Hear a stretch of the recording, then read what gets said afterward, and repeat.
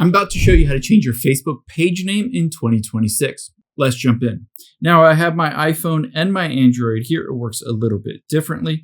We need to tap on your profile here at the bottom right on an iPhone, or tap at the very top right on your profile here. Now we need to get to managing as that page. So tap on the drop down arrow and choose the page here. I'm going to choose Trevor's Treats. So switch both of these to the page. And now that you're managing as the page, we need to get to your settings. So on the iPhone at the very bottom right, you'll tap on that. However, on Android and a computer, it'll be at the top right. Just tap on your profile. Next, we need to do is scroll down, and we're just going to choose the option that gets us into the settings. Now that we're in the settings, it looks fairly similar on all devices. All we need to do is scroll down here, and you're looking for under audience and visibility, the option that says page setup, and there finally is the name.